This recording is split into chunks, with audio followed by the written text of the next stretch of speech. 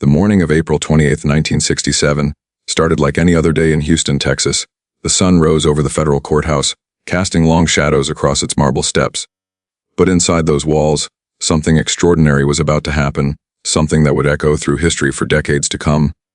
Muhammad Ali, the heavyweight champion of the world, walked through the courthouse doors. He wasn't wearing his boxing gloves. He wasn't surrounded by trainers or cornermen. He was dressed in a simple dark suit, carrying nothing but his faith, his convictions, and a small worn notebook tucked inside his jacket pocket. The courtroom was packed. Reporters lined the walls, their cameras ready. Spectators filled every available seat. Some came to support him. Others came to watch him fall. The air was thick with tension, anticipation, and judgment. Judge Joe Ingraham sat at the bench, looking down at the man who had proclaimed himself the greatest. But in this arena, the judge held all the power. He had the gavel, he had the law. He had the authority to destroy Ali's career with a single decision. Mr. Cassius Clay. The judge began, deliberately using Ali's birth name, a name he had publicly rejected years earlier. Ali stood tall. His face remained calm, but his eyes burned with quiet determination. "My name is Muhammad Ali, Your Honor." A murmur rippled through the courtroom. The judge's jaw tightened. He wasn't used to being corrected, especially not by a defendant standing trial for refusing to serve his country. "Mr. Clay," the judge repeated, his voice sharp and deliberate. "You stand accused of refusing induction into the United States Armed Forces. This is a serious federal crime. Do you understand the gravity of your situation?" "I understand perfectly, Your Honor," Ali replied, his voice steady and clear. "But I ask again that you address me by my legal name, Muhammad Ali." The judge leaned back in his chair, a thin smile crossing his lips. It wasn't a smile of warmth. It was a smile of condescension, the kind reserved for someone you believe is beneath you. "Very well. Muhammad Ali." He said the name slowly, mockingly, as if it were a costume the boxer was wearing. "You claim you cannot serve in the military due to your religious beliefs. Is that correct?" "Yes, Your Honor. I am a minister of the Nation of Islam. My faith forbids me from participating in war, especially a war against people who have done me no harm." The judge chuckled. Actually chuckled. The sound echoed through the silent courtroom like a slap across the face. "A minister." The judge's eyebrows rose in theatrical disbelief. "Mr. Ali, you're a boxer. You hit people for money. You knock men unconscious in front of crowds for entertainment. And now you want this court to believe you're a man of peace?" Laughter erupted from sections of the gallery. Some of the spectators shook their heads. Even a few reporters smirked, scribbling notes in their pads. But Ali didn't laugh. He didn't even blink. "Your Honor, there's a difference between sport and war. In the ring, my opponent chooses to be there. He can quit at any time. But in war, innocent people die. Children die. People who never chose to fight are destroyed. My faith teaches me that's wrong." The judge waved his hand dismissively, as if swatting away a fly. "Spare me the philosophy lesson, Mr. Ali. You're not here to preach. You're here because you broke the law. You refused a lawful order from your government. Do you deny that?" "I don't deny refusing induction, Your Honor. But I deny that it was unlawful.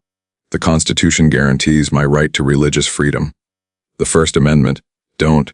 The judge interrupted sharply, leaning forward with a sneer. "Don't presume to lecture me about the Constitution. I've been practicing law since before you laced up your first pair of gloves. You're a fighter, not a lawyer. You know nothing about legal precedent, statutory interpretation, or constitutional law." The courtroom fell silent. Everyone waited to see how Ali would respond. Would he back down? Would he lose his temper? Would he prove the judge right? Instead, Ali reached into his jacket and pulled out that small, battered notebook. The pages were worn, filled with handwritten notes, underlined passages and references scribbled in the margins. "Your Honor," Ali said calmly, "I may not have a law degree, but I've spent the last year studying. I've read the Selective Service Act of 1948.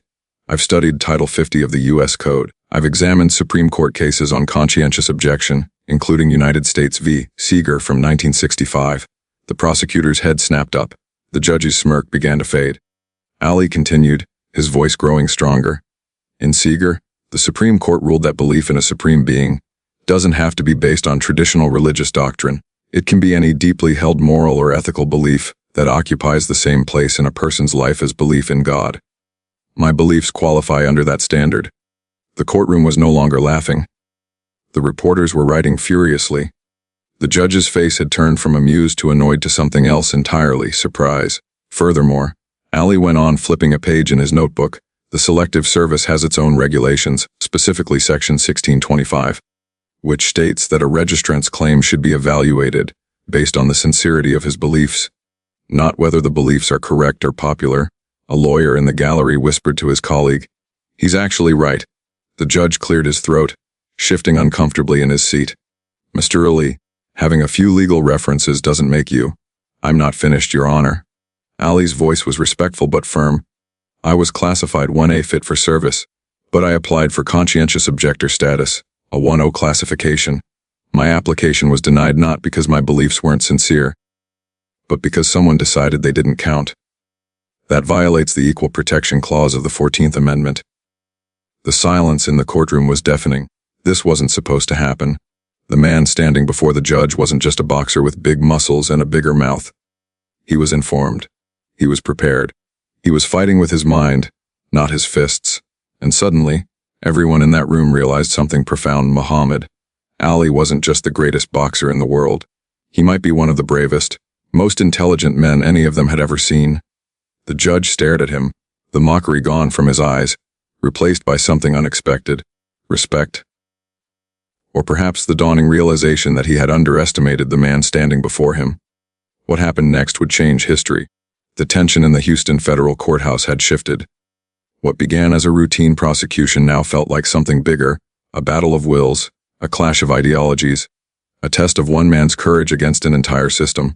Muhammad Ali stood in the defendant's box, his notebook still in hand, his posture straight and unwavering.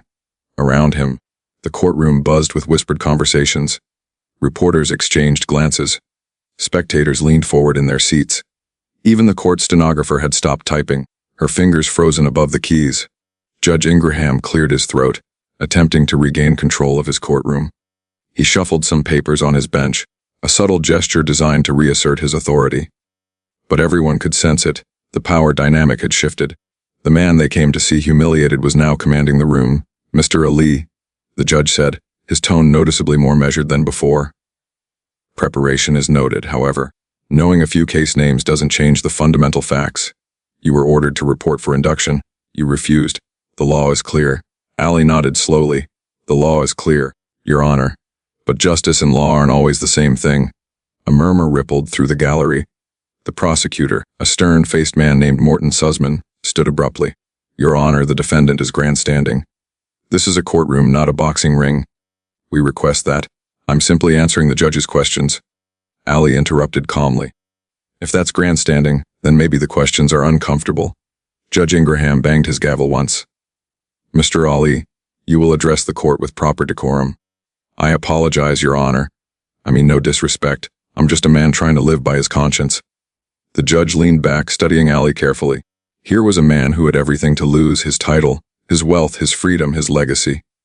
Yet he stood there, composed and dignified, speaking truth to power with a grace that seemed impossible under such pressure. "Let's discuss your conscience then," the judge said.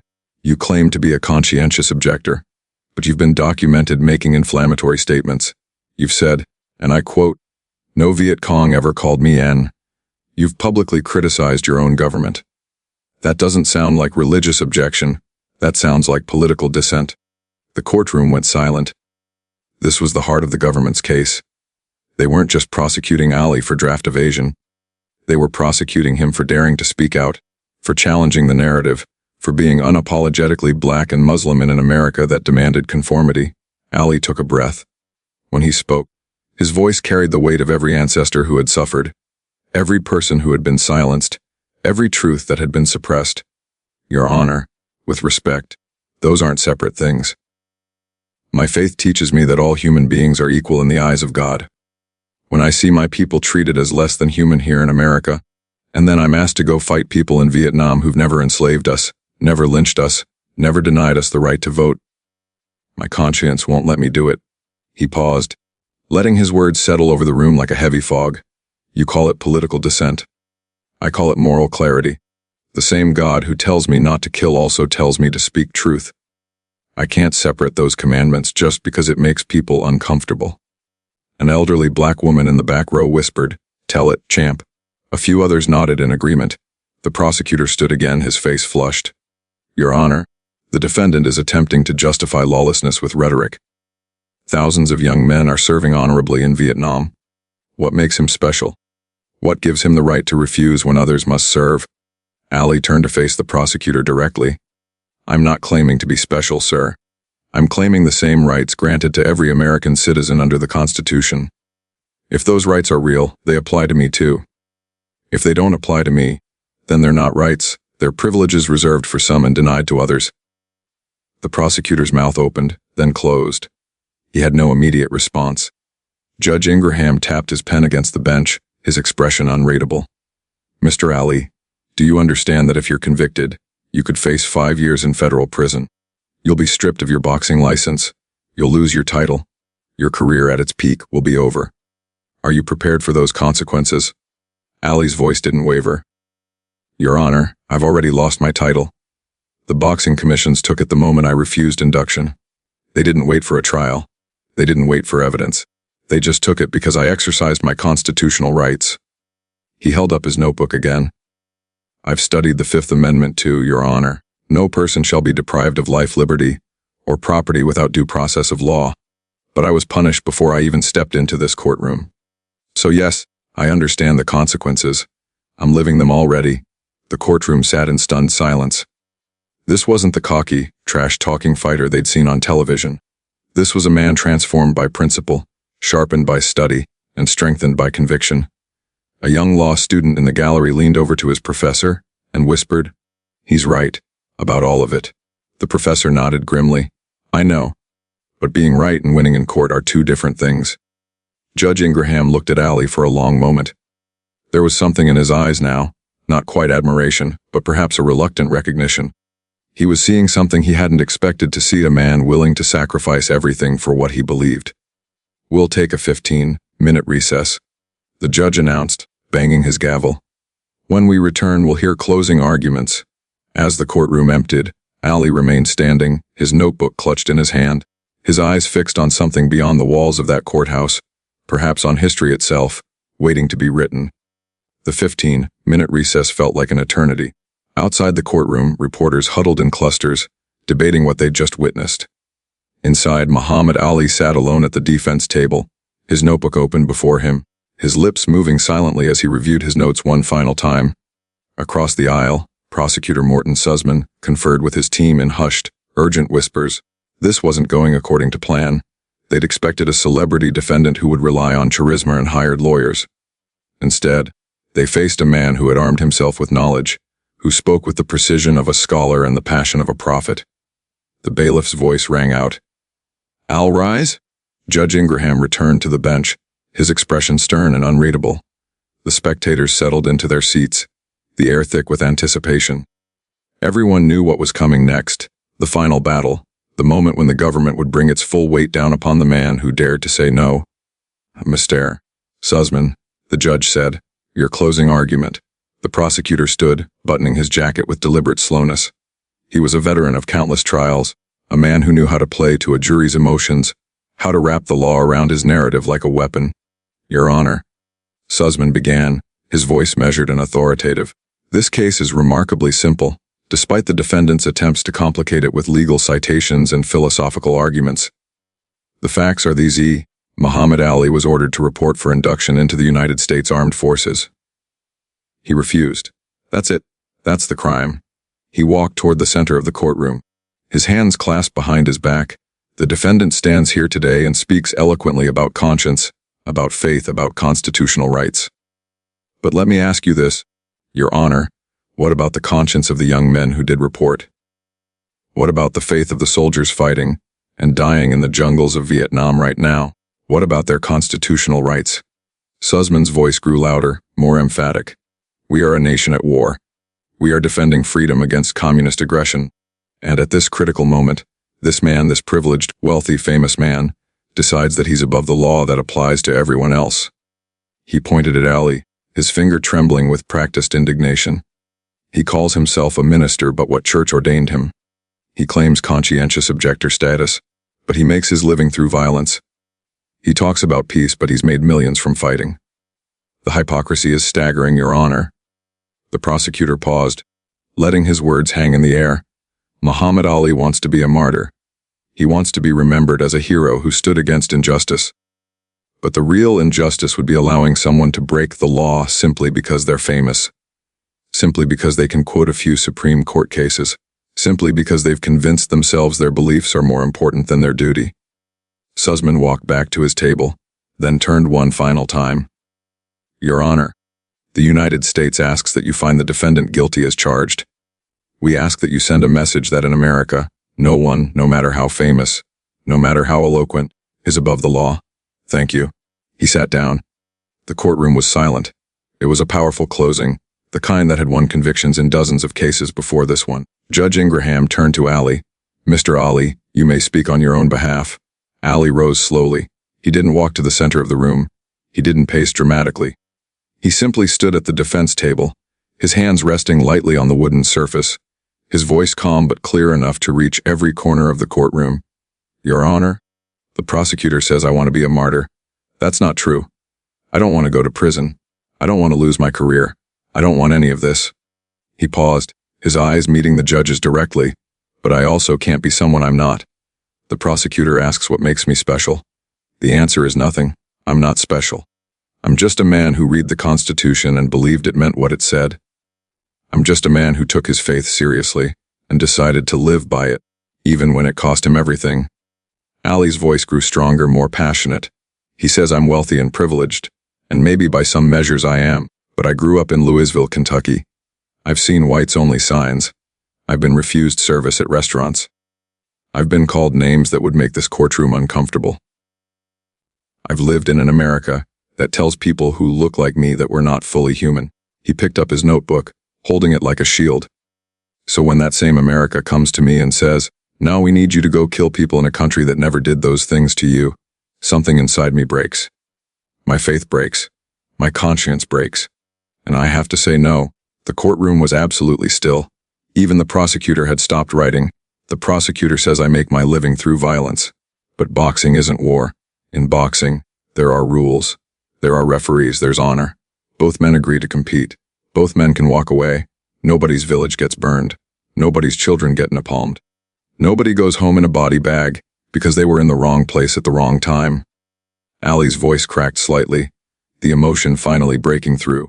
I'm not against the soldiers. I'm not against the young men who reported. I pray for them every day. I pray they come home safe. But I can't be one of them. God won't let me. My conscience won't let me. He set the notebook down gently. Your Honor, if standing for what I believe makes me a criminal, then I guess I'm a criminal.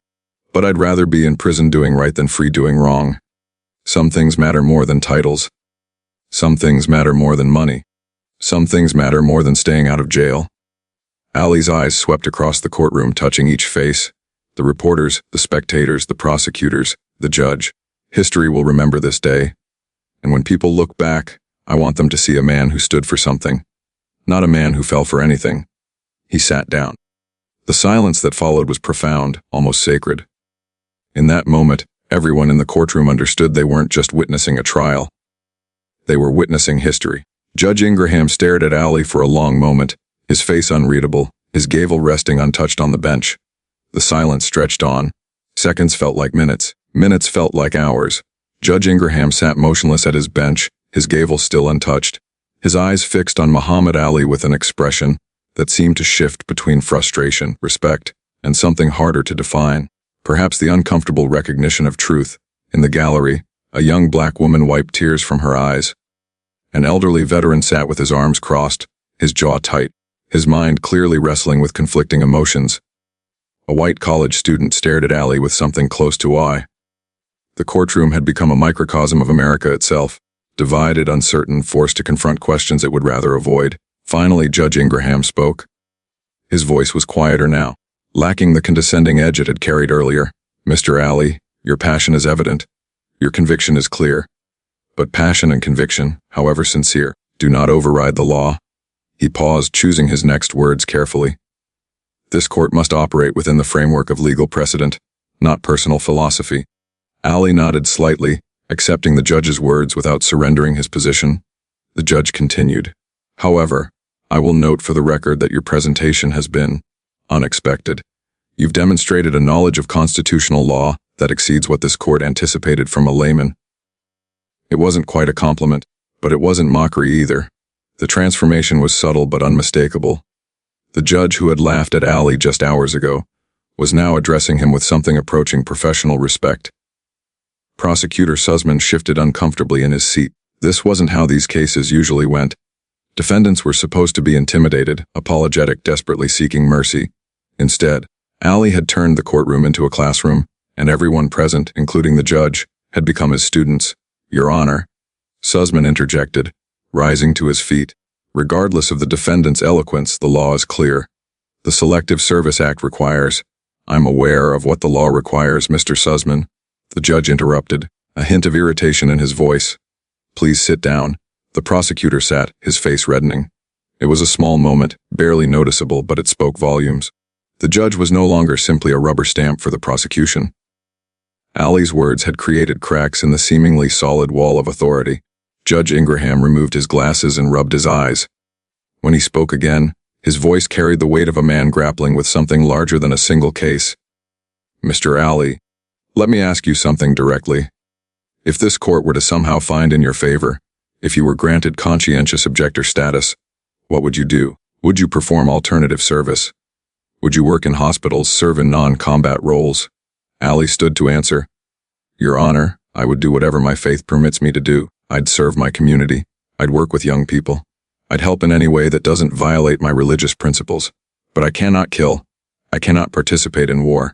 That line, I cannot cross. Even if it means prison. Even if it means prison. The judge studied him for a long moment. You understand that martyrdom, Mr. Ali, often accomplishes very little in practical terms. You'll lose years of your life. Your boxing career will be destroyed. Your earning potential will evaporate. And the war in Vietnam will continue with or without you. Ali's response was immediate and unwavering. Your Honor, I'm not trying to stop the war by myself. I'm just trying to stop myself from being part of it. Sometimes the most important battles aren't about changing the world. They're about not letting the world change who you are. A reporter in the back row stopped writing and just listened. Another closed his notebook entirely, realizing that whatever happened in this courtroom, the real story couldn't be captured in shorthand. An older lawyer, seated in the gallery, leaned over to his colleague and whispered, in 20 years of practice, I've never seen anything like this. His colleague nodded. Neither has anyone else in this room. Judge Ingraham placed his glasses back on and straightened the papers before him. The court will take this matter under advisement. However, I want to be clear about something. Mr. Ali, he paused, and for the first time, there was no condescension in his voice, only a kind of wary honesty. You've made your position abundantly clear. You've demonstrated knowledge of the law that frankly surprised this court. You've articulated your beliefs with clarity and conviction, but none of that changes the fundamental conflict at the heart of this case. The judge's voice grew firmer. You are asking this court to place individual conscience above collective responsibility. You are asking for an exemption that, if granted to everyone who requested it, would make it impossible to maintain a military force. You are asking for special treatment based on beliefs that the Selective Service has already evaluated and rejected. Ali remained standing, his face calm but attentive. However, the judge continued, and that single word sent a ripple through the courtroom. You have also raised legitimate questions about the consistency and fairness of conscientious objector classifications. You've highlighted discrepancies in how religious beliefs are evaluated. You've pointed to precedents that deserve consideration. Sussman's head snapped up. This wasn't supposed to happen. The verdict was supposed to be a formality. Judge Ingraham looked directly at Ali. I want you to understand something. This court's decision will be based on law, not emotion. It will be based on precedent, not sympathy. But I also want you to know that your arguments have been heard, truly heard, and that matters regardless of the outcome. It was the closest thing to respect the judge had offered all day. And in that moment, something shifted in the courtroom. Win or lose, guilty or innocent, Muhammad Ali had accomplished something remarkable. He had forced the system to see him not as a celebrity defendant or a draft dodger, but as a human being with legitimate principles and the intelligence to defend them. The young law student in the gallery would later tell his professor, That's what justice is supposed to look like. Not perfect, maybe not even right, but at least honest. Judge Ingraham raised his gavel. This court will recess until a verdict is reached. Mr. Ali, you are free to go, but you must remain available to this court. Do you understand? Yes, Your Honor. Then we are adjourned. The gavel came down, and with it, the first chapter of a legal battle that would stretch across years, reaching all the way to the Supreme Court. As the courtroom emptied, Muhammad Ali gathered his notebook and stood alone for a moment, looking at the empty judge's bench. He had spoken his truth. He had defended his faith. He had stood his ground. Now, all he could do was wait for the world to catch up. 3 weeks later, the call came. Muhammad Ali was training in his gym when his lawyer phoned. They've reached a verdict. We need to be in court tomorrow morning at 9. That night, Ali barely slept. He prayed. He read from the Quran. He thought about his mother, who had cried when she heard he might go to prison. He thought about the young black kids who looked up to him, who needed to see someone stand for something. He thought about the soldiers in Vietnam, fighting a war he couldn't participate in. And he thought about the truth, his truth, and whether it would be enough. The next morning, the courthouse was mobbed. News crews lined the streets. Protesters held signs, some supporting Ali, others condemning him. CO Maured, read one sign, HR read another. America itself seemed divided, unable to agree on whether this man was a criminal or a conscience. Inside, the courtroom was packed beyond capacity. Every seat filled. People standing along the walls. The air was electric with tension and expectation. Muhammad Ali walked in wearing the same dark suit, carrying the same worn notebook. His face was calm, but those who knew him well could see the tension in his shoulders, the quiet intensity in his eyes. Judge Ingraham entered. Rise, everyone stood. The shuffling of feet, the rustling of clothing, and then silence absolute. Breathless silence. Please be seated. The judge settled into his chair and looked out over the crowded courtroom. We are here for the verdict in the case of United States v. Cassius Marcellus Clay, also known as Muhammad Ali. He paused, and in that pause, time seemed to stop. This has been an unusual case. The defendant chose to represent himself on certain matters, demonstrating a level of legal knowledge and articulation that frankly surprised this court. He has spoken passionately about his beliefs, his faith, and his constitutional rights. Ali sat motionless, his hands folded on the table before him. However, the judge continued, his voice taking on a harder edge. This court cannot base its decisions on eloquence or passion. We must base them on law, and the law, in this instance, is clear. Here it comes, Ali thought. The hammer about to fall. The defendant was ordered to report for induction into the United States Armed Forces. He refused. His application for conscientious objector status was denied by the proper authorities after review. The selective service followed its procedures.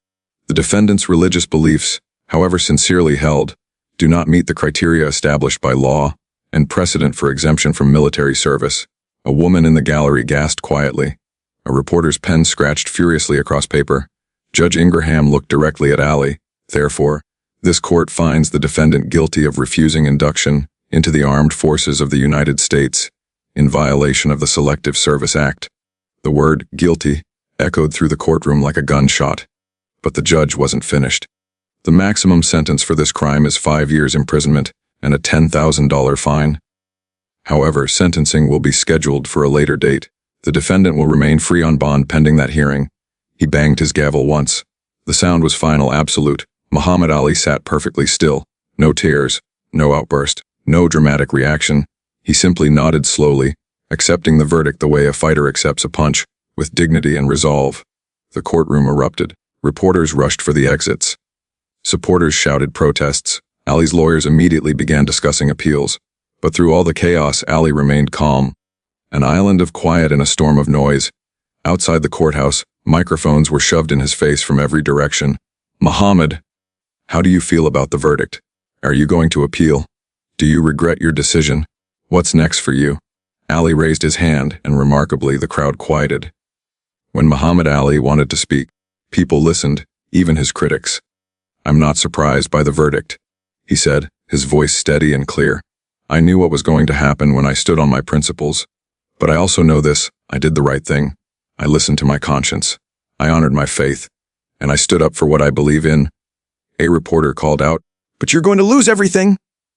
Your title, your career, your freedom." Was it worth it? Ali looked directly at the camera, and in that moment, millions of Americans watching on television saw something powerful, a man absolutely certain of his purpose. You ask if it's worth it. Let me tell you something. I'm going to give you a quote you can write down. He paused, letting the moment build. I ain't got nothing to lose by standing up for my beliefs. Because if I don't stand for something, I'll fall for anything. They can take my title. They can take my license. They can take my freedom. But they can't take my soul. They can't make me be somebody I'm not. His voice rose with passion. I'd rather be a free man in jail than a prisoner walking the streets doing something I know is wrong. Some things are bigger than boxing. Some things are bigger than money. Some things are bigger than fame. He pointed to the courthouse behind him. That judge in there, he had to do what he had to do. I understand that. He's working within a system. But I'm working within my conscience. And my conscience tells me that killing is wrong, war is wrong, and I won't participate in it no matter what it costs me. A young reporter, barely out of college, asked, Muhammad, aren't you afraid? Ali's expression softened. Of course I'm afraid. I'm human. But being brave doesn't mean you're not afraid. Being brave means you do the right thing even when you're afraid. That's what courage is. He looked around at the crowd, the supporters, the protesters, the curious onlookers, the journalists documenting every word. I want young people watching this to understand something. Standing up for what you believe in ain't easy. It ain't popular. It might cost you everything you have. But at the end of the day, when you lay your head on your pillow at night, you gotta be able to look yourself in the mirror. His voice dropped to almost a whisper, but in the silence, everyone heard it clearly. And I can look myself in the mirror. Can you? With that, Muhammad Ali walked away from the microphones, through the crowd, into a waiting car. The cameras followed him until he disappeared from view. Inside that car, alone for the first time all day, Ali finally let out a long breath. He had been found guilty. He faced 5 years in prison. His boxing career was effectively over. He had lost everything the world told him mattered. But somehow, he felt freer than he ever had before. Because he had won something more valuable than any championship belt. He had won the right to live with himself. And that, he knew, was a victory no judge could take away. The years that followed were the hardest of Muhammad Ali's life. Stripped of his boxing license, banned from the sport he dominated, exiled from the only profession he'd ever known, Ali became a man without a ring. He was just 25 years old, in the absolute prime of his athletic career, and the world had locked him out. The government took his passport. He couldn't fight abroad.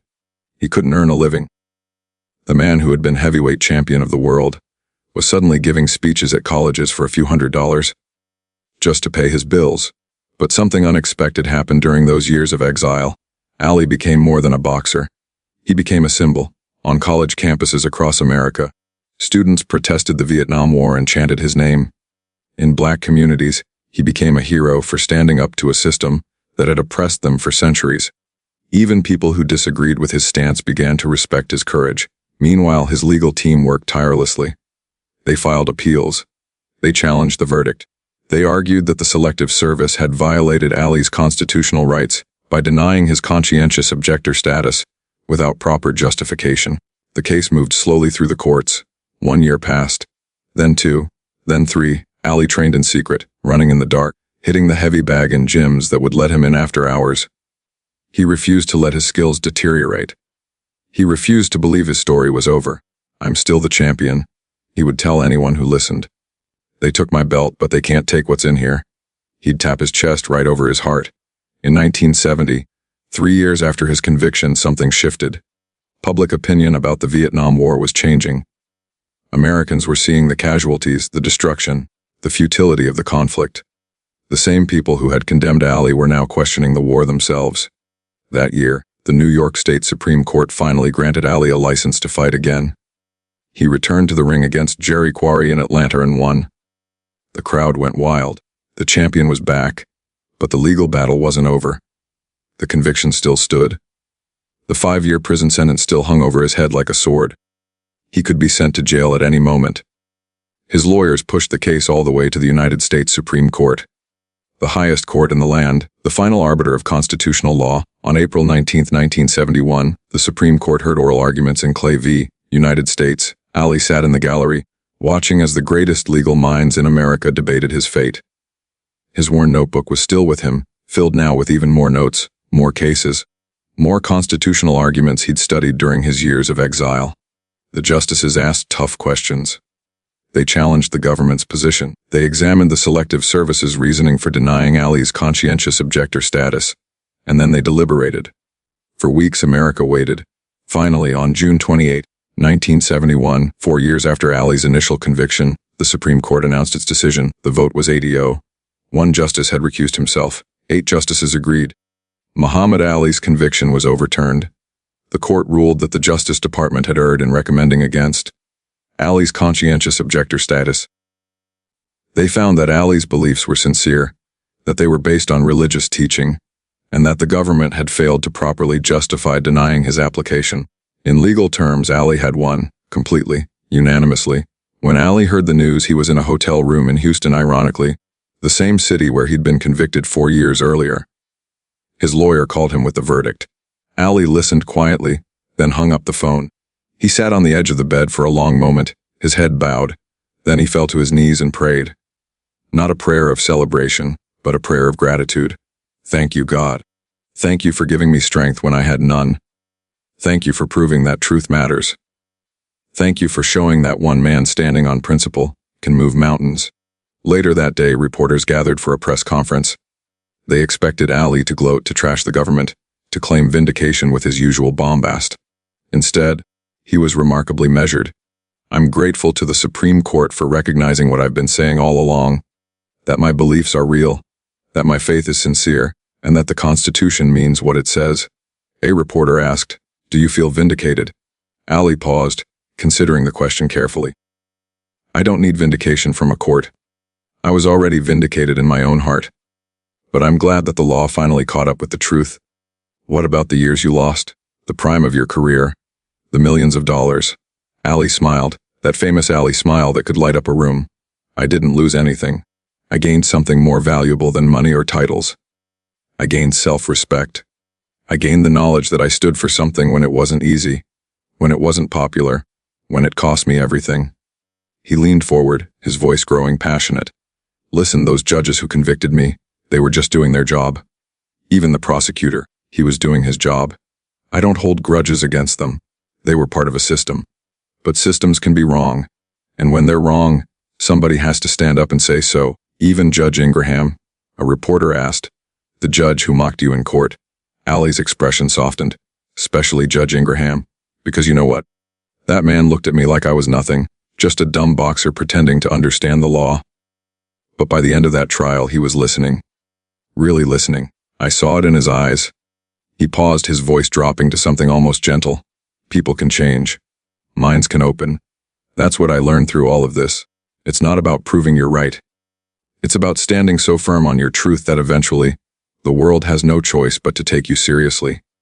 Ali stood up, preparing to leave the press conference. But before he walked away, he said one final thing, words that would echo through history. For years ago, a judge told me I was just a fighter, that I didn't know anything about law or justice or constitutional rights. And you know what? He was partially right. I wasn't a lawyer. I wasn't a scholar. I was just a man with a conscience and a library card. He smiled. But that's the beautiful thing about America, the real America. The America that lives in the Constitution, not the America that sometimes falls short of it. In that America, you don't have to be a lawyer to have rights. You don't have to be a scholar to stand on principle. You just have to be brave enough to believe that the words on that old piece of paper in Washington actually mean something. And today, the highest court in the land proved that they do. With that, Muhammad Ali walked out of the press conference, a free man, legally, morally, and spiritually. The fighter who had been mocked in a courtroom had taught the entire American legal system a lesson about courage, conviction, and the true meaning of justice. Years later, a law professor at Harvard was teaching a class on constitutional law and conscientious objection.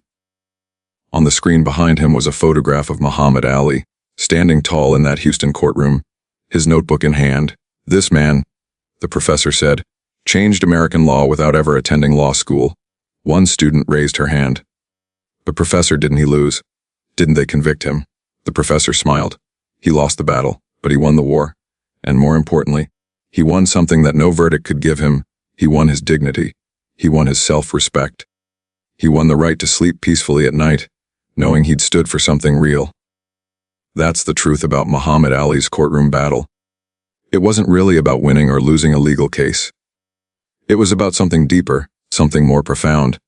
It was about proving that courage doesn't always roar. Sometimes courage is a quiet voice at the end of the day saying, "I will not compromise who I am, no matter what it costs me." When Ali walked into that courthouse in 1967, he was mocked. The judge laughed at him. The prosecutor dismissed him.